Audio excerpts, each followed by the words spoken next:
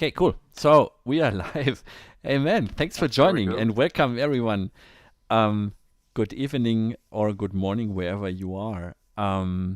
Tonight is a special live stream, and it's special because someone joined me tonight. That is my friend Atlas Castle from Denmark. Hi. Hello, everyone. How are you doing? I'm fine. I'm fine. It's Sunday, so I can't complain. It's the my favorite day of the week, so And so let's keep it that way. you have had a busy weekend, right? Yeah, I think we can say that. We had like an event yesterday, a lovely event with Danish locals and with a company called Nordic Ocean Watch about trash and about taking care of the area, the planet, and the environment. So it was really constructive and super fun, but as well time consuming because there were a lot of work, social part, and then after work with all the processing from the samples and stuff. So yeah, So the samples are already processed? almost. I still have to cut them a little bit more, and then after Eve or a friend from France who's gonna take care of the rest. But yeah, I'm almost there. So we're talking about something like 30 samples. Wow, Um, nice. so it's cool. I think it's gonna be fun to be creative with, and yeah, you will tell me about it when you will get the sample pack. Great. We're going to talk about that in a bit. So I want to talk a little bit about Petit Victory Collective, the label that you started nearly 1 year ago. So we are Yeah, celebrating the 1 year celebration. So we're going to talk about that and a little bit about the initiatives. And this was one of them. And yeah, I would say to we play a little music. So I asked my guest if he's going to send me some tracks, and I would like to start off with "Feeling." That is yeah, one of your tracks from a live session, and let us quickly jump on that, and then you can tell our listeners a little bit about that. Okay. sure thing.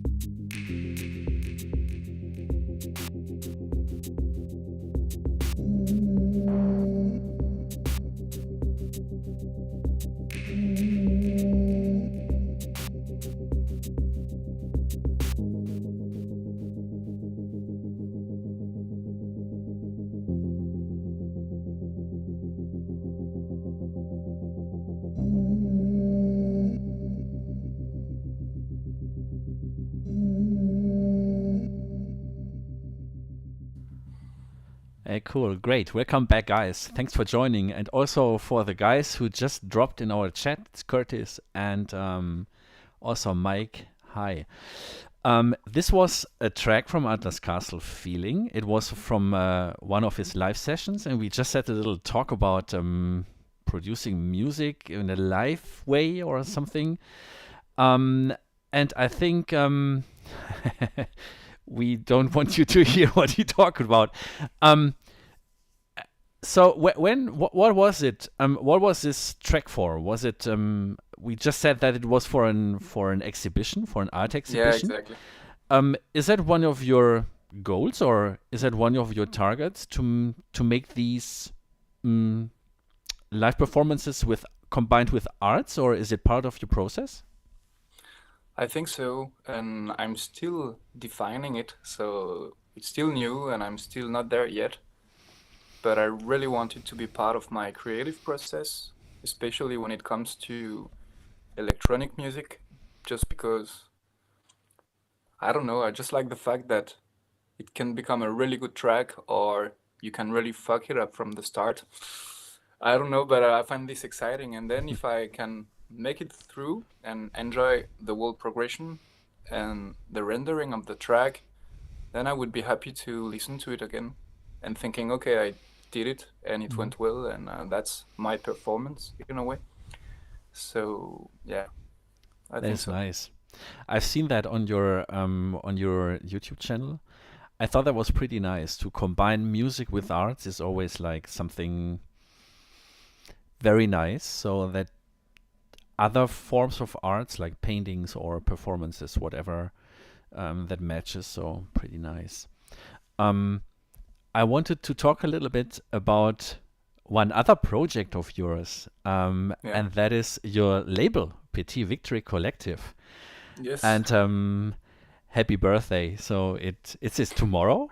Almost there. Yeah, it's gonna be tomorrow, 1 year That is so officially. cool. What was the reason why you founded this collective? Yeah, I think there is so many reasons. I need to find out where to start, but I think first of all, I've been in this kind of business for a long time, just with regular bands in other genres and stuff, and been used to work with labels or agencies and stuff. And after a couple of years working with them, I kind of learned a lot, and then I realized that I could do a lot in my process concerning what they were doing. I could just translate it to my art or my way of working. And then I realized that I had so many friends like you or others like Miles in here. Hey guys. And I just thought, okay, why not try to give more room and more voices to those projects that I like and those people that I enjoy, and just develop something different and something with maybe more personality over and more caring in a way, less business oriented but more music oriented, and take care of each other in a way. So I think it started like that, out of nowhere. That's cool. And if you look back, so 1 year ago you started super small, and now you're going some new steps and a lot of new projects and stuff. How do you think about this progression or this whole process? Is it what you expected? Did you have any expectations, or is it like, okay, it's cool, and I'm just happy with it? Mhm. I think it's a mix of everything. First of all, I know that I have kind of a drive in a way, so I'm always looking at the big picture or thinking about it. Like maybe in 10 years, I would love to reach this. So in a way, I'm working towards that. And in another way, I'm not in the rush or I'm not busy with anything. So I take it one step at the time. And if people are reaching out like you guys did, and the fact that we could expand the PVC team and work together, um, I thought, okay, I didn't expect that today and right now, and not this expansion and new project right now, but no, it's here. We're talking about it, so why not do something about it, you know? And I Yeah. think it's part of the process. It's like when you write music or when you think about your album, you're thinking, I want to go and write in this direction. And 6 months later, you're not in the same direction anyway because your Yeah. mind and your process is evolving and changing. So I see it in the same way here. But that is what a lot of labels expect, right?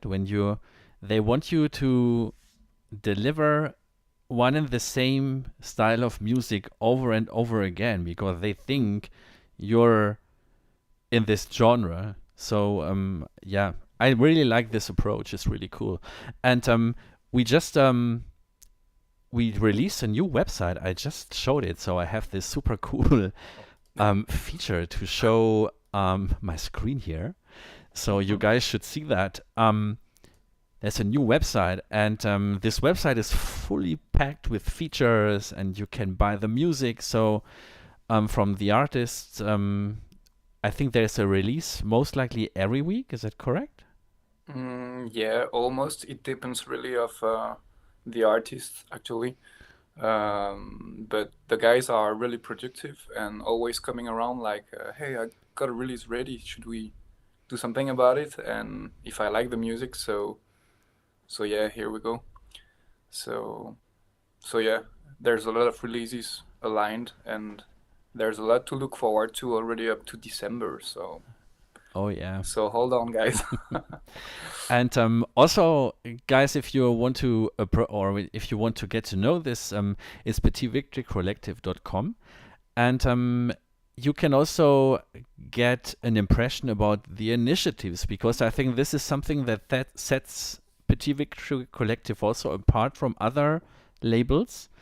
Is that we support and projects with initiatives. So a couple of weeks ago, we had a pop-up release to support UNICEF to give some money and collect some money for the children and families affected by the Ukraine war, which was super nice project. But we also have other projects. Do you want to say a little bit about that? Yeah, sure. So basically, every year we want to support new initiatives and new people making a difference on taking care of the planet and stuff. So our goal is just to make art, make music, and all of the benefits coming out of the compilations and to all those different kind of projects. It's to really take all the benefits and support those initiatives, organizations with the same mindset as us and try to help out with what we can, with what we have, and with the music all the way through. So I think it's nice to be able to reach a hand, give a hand, sorry, and to make a small difference with what we have and what we can do. Yeah. So we still need to evolve and brainstorm and find new projects, but so far I think it's super exciting and there are so many directions coming in the game already that it's super cool. I mean, I'm super like overwhelmed by what we can do already today, so it's super cool. Nice. I just showed you guys how you can support it. So if you want to support us, if you're not member of the label, you can still do something good and you can support us. We have memberships on the website that you can join for starting at $29 a month, a year. Sorry, Yeah. a month, Yeah. a year. So if you want to support us, feel free. We would be happy about that. let's play some more. Bernardo thought he has to close his closet. Um, let's play some more music. And that is something new from you. It's titled XB1. What is it? Yeah. Actually, this track is a fairly new single. It will come out tomorrow on Underground Listens. It's a Greek label. Hey Tristan. Hi, And Tristan. yeah, it's a new track. It's a pure live jam. I just recorded it one night on the go, and then Brown, or a good friend, listened to it and thought it was a good match for the compilation, and yeah, that's it. That's Great the way it song. went. So it's live, it's raw, and I like the track. There's good energy in there. So is that like a premiere play now, or? Yeah, definitely. Wow. I think Okay. So let's jump in and have a listen. let's do that.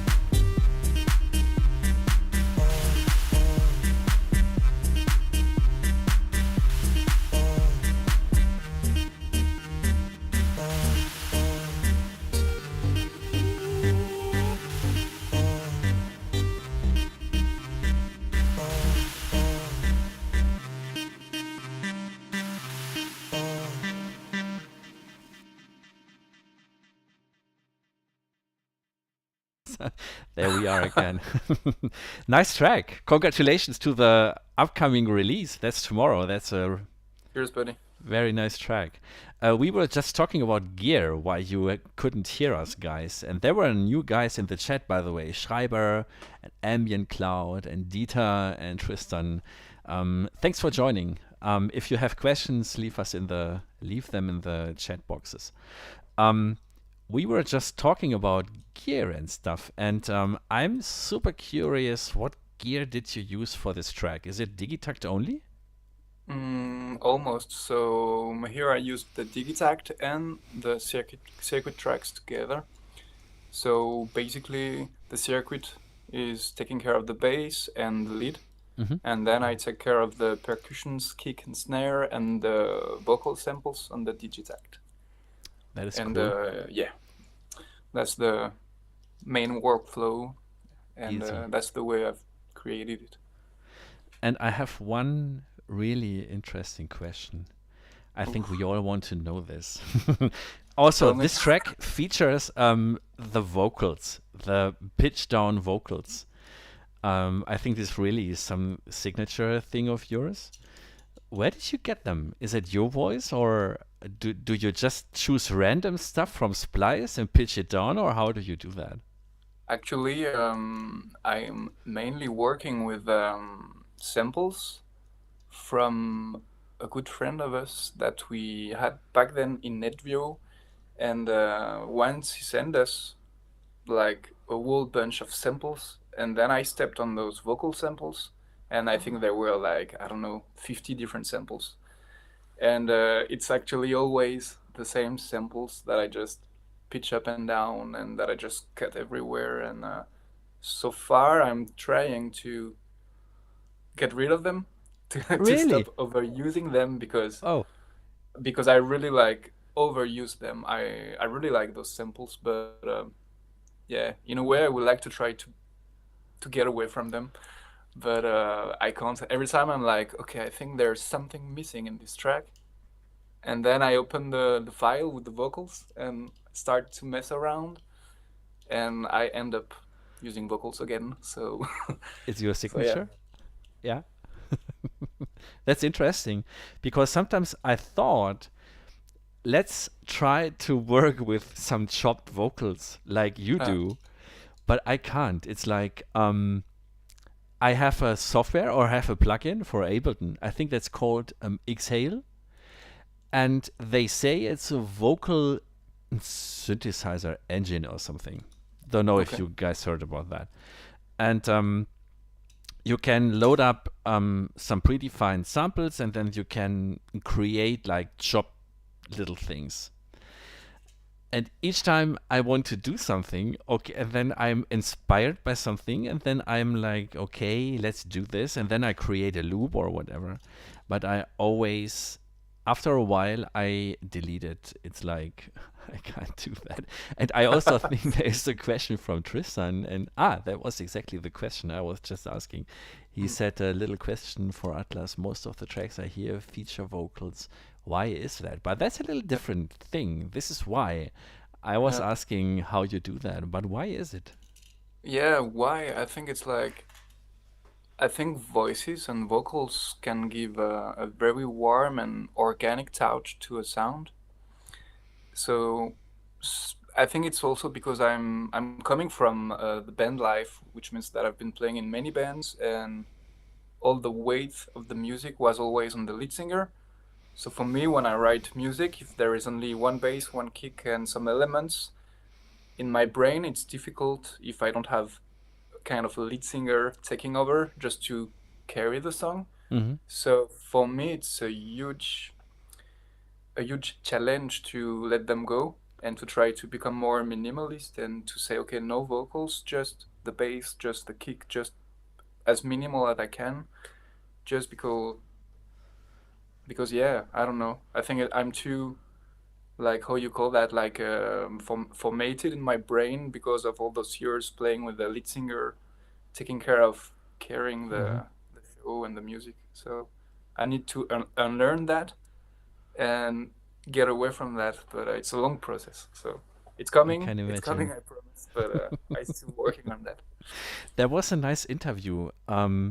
So I mean, I'm a little older than you, and back in the 90s, there was a time when computer music came up, and they were, hi Sebastian, welcome. Um, and there was a time when all those generic dance floor acts were huge in Europe, Euro dance actually. And there was Mm. one, there was called Snap, I think. I don't know if you can remember Snap. Rhythm is a dancer. No, you can't, but I No. do. There was a huge hit in Europe, and they did an interview, and they were asked how people think about completely electronic produced music. It was a different era, I think. And they said, hi, two-eyed boy. And they answered that the key to be successful during that period, by the way, is to add a vocal to a track Yeah. because it takes away this completely generic feeling, and they called this a humanizer. And I think, yeah, this Tristan said something like this. Is it the human robot feel? I know there's something else, but this was their way to set apart from other projects because there were so many acts and they all sounded identical to the others. And Yeah. they said vocals are the key to be successful. And I think that's pretty true. So I think vocals can really add something unique. And I think this is something that makes your tracks unique as well. So I'm surprised that you say you're about to remove the vocals. Yeah, it's also because in my influences when it comes to electronic music, most of the electronic music I listen to, there's absolutely no vocals in the game. So basically, I'm always like, okay, I want to try the exercise. Today I will do a jam, no vocals. And no, it's never working. I always end up taking those file up and like, okay, let's chop them and let's do something with the vocals. So yeah, I think it's a personal challenge just for me to get away from that. Good luck with it. Thank you. um, Thank you. I have another topic I want to talk about with you, and that is a Yes. collaboration. So you sent me a track that we both made. So we're going to play that in a second. Hmm. But I want to talk a little bit about collaborations because your album, your first album, When There's Nowhere Else to Run, that was full with collaborations or Yeah. mm, other artists and stuff. And I thought this concept was really nice. How do you think about, or what is so important to you to collaborate with other artists that you do a debut album like this is a huge project. Mm. What is your concept behind, or what is your idea? Yeah, well, I will be honest. I don't really thought about it. I think I'm just used to work with people. I'm used to learn from people. I'm used to be inspired by people and what they can do with their music, their vision and stuff, and then being able to share my vision, my direction, my story with this album, with those guys. And when they said, "Yeah, I clearly can hear where we are going with this," and for me, it was the magic flavors. I think two minds are better than one, and I think it just did justice to the music in a way. Hmm. That when I listen to my tracks, sometimes I like to listen to them because it's not only my music; it's a teamwork in a way, you know. And I don't know, it's like it feels good in a way. I like that, and I can hear your touch. I can hear Silence Castor scenes and way to process the sound and the analog rhythm and stuff. So yeah, it's personal and it's a lot of friends before artists on this album. It's Hmm. guys like you that I've been knowing for a couple of years now, and it's like a feel good project in a way. I think so. That's why I think I went this direction for the first album. It was natural in a way. Super nice. Um, yeah, let's listen to this track. It's called 10 Years Gone Part 2. Why is it part 2? It's because part 1 was my song, and then when you came over, I thought let's call it part 2, and yeah, that's pretty much it. I thought that was a really nice project, so let's listen to this track. Cheers, man.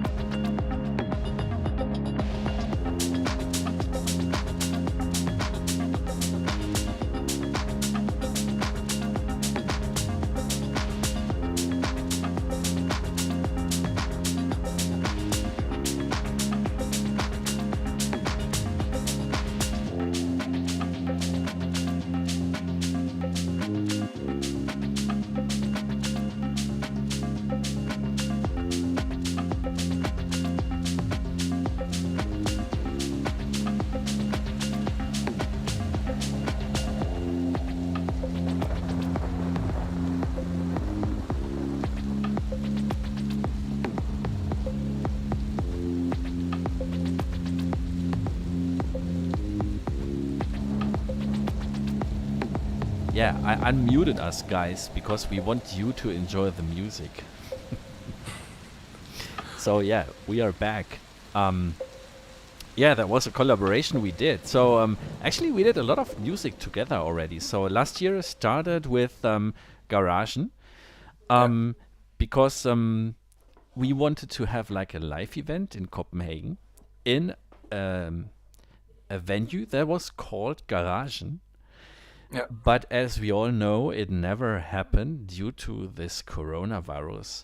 And we kept this idea alive by doing something in the form of this EP and like a live event. And that was pretty cool, I have to say. So it was a very collaborative year last Totally. year. Totally.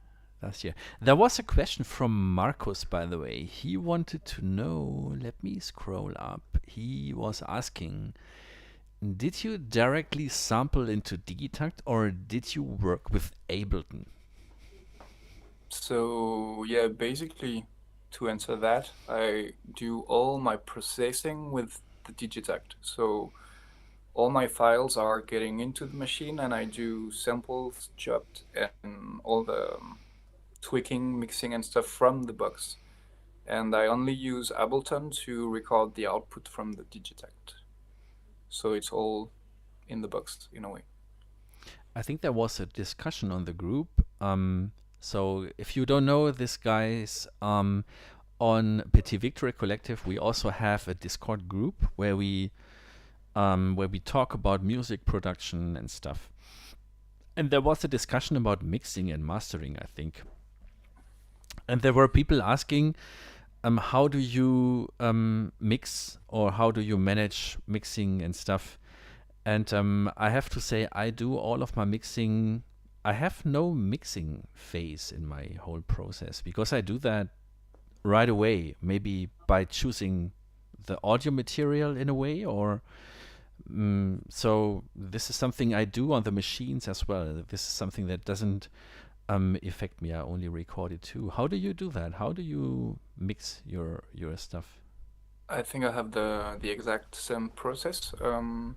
I kind of know like, okay, these kind of instruments you need to cut down the low end, and these instruments you need to pitch it a little bit up and stuff. So I clean all the samples in the Digitakt with the filters and the EQing, and then I get everything out, and yeah, it just needs a master.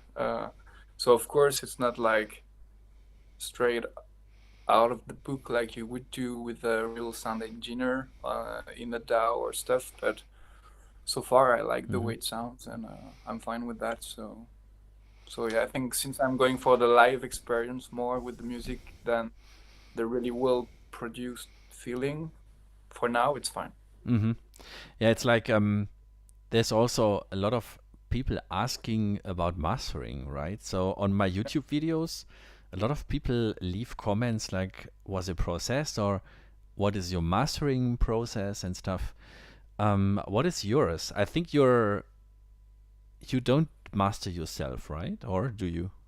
I actually, my first album was mastered by our good friend Danfer. He did the like kind of mixing mastering directly from his engines. So that was nice because yeah, I'm not a professional engineer, so I've spent hours watching tutorials and stuff on YouTube like everyone else here, but it's not on a professional level. But I would say that all of the stuff you hear, other than the album, are mixed and mastered directly from me with the machines and Ableton. And so far, like when I compared with some other tracks, I think it does the work. Yeah. So yeah, I don't know. It's kind of my process. Yeah. I did that with some of my earlier releases too. I so nowadays I send my stuff to engineers because I think sometimes that my equipment is not good enough to hear all the frequencies. So I'm a little careful with that. Mm. Especially when you hear your music on iPhones or smaller speakers, I think, okay, it would be better to give it to somebody who really knows what they're talking about. Yeah. But when I hear my very first releases, I did the mastering with Ozone, I think. Was it Ozone, I guess, yeah. Yeah. And I think it was not so bad, but sometimes I think like there's one song, it's called Scirocco, that was played on a party. I was in November in France. I thought it was horrible on the big speakers. And then I think it makes sense to give it to somebody with a little experience with that or so. Of course. Of course. I get you on that. I think it's like you can think about it in many ways. And it's like, for instance, when we listen to a track, we are more critic maybe because we're used to work with frequencies and we like the kick to be pumping in a certain way and stuff. But let's say if my girlfriend listened to my music or my good friend listened to my album and stuff, it's the feeling talking before the technique and the mixing part, you know? So if the sound is good, if there is emotions, if there is like, if it sounds like a well produced track, like they cannot hear the difference in a way. It's like they're not listening that way in the same way that we're listening to the music, I think. So I think we are really good at being too critic on what we're doing in a way as well. I know that I can kill my process just by being like, sounds so bad, and I just trash everything. I do that a lot. I think it's pretty interesting. It's interesting to divide, to listen to your stuff yourself or to the audience. I made this experience especially with my latest performance. So I invited some friends, maybe you have seen that on YouTube, and they were watching while I was performing. Of course, they are curious and they were on the same, there was no thing where I was just in my living room actually. So they came over and they were watching me. And then after that, there was a little discussion about, was it really live or was it not live? And actually, I thought for the audience, it's important to see that you're doing something. It doesn't matter if you do something. I mean, I did this, but my impression was for the audience, it's a completely different thing. You have your idea, you want to be super perfect, you want to make everything right, but they don't care. They just want to get entertained in that moment. And I think also with listening to music from two sides, it's might be the same story or something. Yeah, that's why, you know, when I play gigs, I always ask if I can play in the middle of the people and not on the stage. So every time sound engineering and bookers are like, "Oh my God, okay, what are you talking about?" No, we have the stage and it's easier because with all the cables and stuff. But then at the end, I try to push a bit more, and I'm like, please, it's my thing. I'd like to play in the crowd, like in the middle and with people around, because you get people in the process. You look at them, you can touch them, you can have a drink with them, and they can see you playing with the knobs and like tweaking the filters and stuff. And even if they don't get it, there's something to look at in a way. And I don't know, I think it's more personal. I like that. I don't know. I think artists should try to be more like on the ground floor with the people and, you know, just feel with them, dance with them, and show them what you're doing actually, in a way. I saw, not so long ago, I was in a bar here where I gonna perform in autumn sometime. And there was an artist who, can you see the keyboard? Yeah. And when I perform, I see that the machine is angled like this, so I see what I do. He was doing that like this, so that the audience is looking on top of that, so they see what he's doing. I thought that was very clever. I mean, he couldn't see what he was doing, so I was questioning myself, does he really play on that now, or is it just to entertain? But I thought that was a nice idea, to be honest. Totally. I think so too. There's a question. Have either of you guys considered a hardware mastering device like Stimming's IMC box for Doctron? Oh, I never heard of that. Maybe you can answer that question. I've heard about those kind of boxes, and I've seen two of them actually. One of my friend played live with one of them in his rack, I think, if I remember well. But no, I have never tried, and I have never experienced with them, so I cannot really tell much more. Sorry. IMC But what box. about you, Isaac? Did you try this device, and can you maybe tell us a bit more about it? Like, what's your feeling about it? Yeah, that would be interesting to know. So I'm Googling that. But I don't know. I have never heard about that. I think that's a hardware box or something. Ah, yeah, there it is. Let me quickly share that for you. Can you see that, guys? I think this is his hardware box. Interesting idea. I never thought about that before, to be honest. I mix my stuff with a little mixer I have here, and the mixer has a compressor as well. So I compress it a little bit, but that's all I do. I never thought about adding a dedicated box to that. Do you like this idea? What do you think? I would say yes and no. I would say like in a studio, yes, of course. Like if you have like hardwares helping in the process, I think it's interesting and it helps a lot. But me, when I think about my setup, I think about live. I think about I want to be able to carry all my machines in my bag and just go around. So for me, the less, the better. So if I can have only like 2, 3 boxes with me and just go out and play without having too much to carry away, then I'm fine with that. So no, Yeah. I've never considered it. Also because, sorry, the Digitact, like if you think about the box itself and the internal compressor and where you can mix with the engine, I'm super satisfied with what I get out of it already. So no.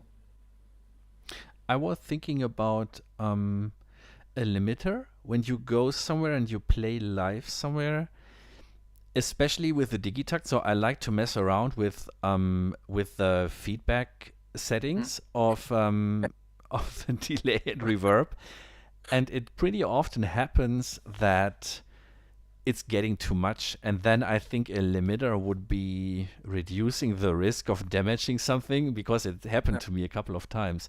This is something I would actually consider adding when I go to a big venue and play on big speakers, but I think they will have this already. So Yeah, I know that most of them have like the sound engineer taking care of your sound, like what's coming out, can put one for you. And I mean, here in Denmark, they all have those kind of limiters and boxes hanging around, yeah, and they're saying, okay, just put your rack into this and into that, just so they can control the feedback and stuff. yeah. So I think it would be covered. But yeah, it can be really bad with the Digitact if it starts to feed up and just like take over the crowd. My God, Yeah. I don't want to experience that either. No, me neither. But talking about live, we have one more track that you sent me from one of your live sessions. It's called, can you pronounce it? It's Horfost? Yeah, Horfost? Hofrust. Yeah. Then the file is wrongly labeled. I see it's Horfrost. What Yeah. is that for a track? Tell us a little. Actually, I wrote this track for our compilation Elements, Volume 1 with the Petite Victoria Collective. And I'm gonna release this track for real this Friday. So I haven't told anyone yet. So then Oh, here we wow. are. It's a premiere. I just thought it was a cool jam, and I don't know, I like the vibe, and it was like it's very like wintry electronic pumping track with a lot of kind of melancholic touch and rhythm. And yeah, there's not much more. I did it in like maybe 1 hour on my window in the corner of my living room, and just pressed record and went for the live session. And I think it went fine, so I decided to release it as a single as well. So So here we are. That are the best tracks, I think. Okay, this is Atlas Castle and Hoarfrost.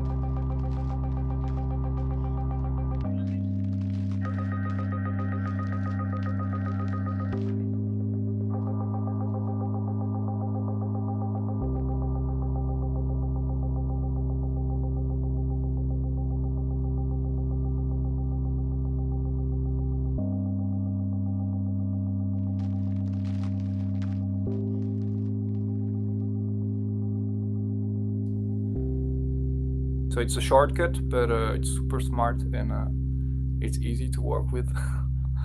Welcome back. I just unmuted us. Super cool. So yeah, that was a great compilation, I thought. I also liked this theming and with working with samples from cold and hot. And no, it was water and ice, right? Yeah, And exactly. I'm really looking forward to the upcoming compilations that we are going to do on Petit Victory Collective. Super nice. Yeah, this one is going to be exciting as well. One last question, because our hour is more or less over. What are your future plans? What's coming up next from Atlas Castle? That's a super good question. Come on. You are the one Yeah, who should know that. yeah, I do. But yeah, I'm basically trying to work on album number two. Um, so I don't know yet where I'm going. I had one album ready, but I decided to drop it because I wasn't really anymore in this flow. And so then yeah, I'm trying to finish this new album, and there's gonna be upcoming events and concerts with Petite Victory, and hopefully you will make it to Copenhagen in October. That is my goal. Exactly. That was kind of a news for you guys if you're listening here. So yeah, I would like to prepare and plan more events, and then I'm getting more involved as well in the educational how do you call that, field. Hmm. So I'm basically I'm gonna be working with the kids through Petite Victory Collective, and like bring some awareness around the planet, the ocean, how to take care about the environment, and what we can do with the trash, and show them that we can make something fun and ludic out of it. So yeah, that's my next step, actually work with the children and show them that music can make an impact in a different way than Hmm. what they think about. That's super nice. I wish you all the best. Yes, our hour is more or less over. Thanks a lot for That went joining. fast. It was my pleasure. It was really nice Thanks to for the chat with you. invitation. Um, and guys, if you have more questions, you can still leave them in the comments below. We will be happy to answer them. And yes, thanks for joining. Thanks everyone who came to chat with us. It was a pleasure to have you there. And a very good start into the next week. And don't forget tomorrow the release date of Atlas Castle XB1. Yes. And don't forget tomorrow is the birthday of Petit Victory Collective. So we're going to have a 1 year beer tomorrow anniversary. night. And yeah, we will see tomorrow, I guess. Maybe, hopefully, very soon. Yeah, we And do. we see us soon on my channel again, everyone in the chat. Thank you. Have a nice evening. Goodbye. Thanks for having me. Hey, bye bye, guys. Bye.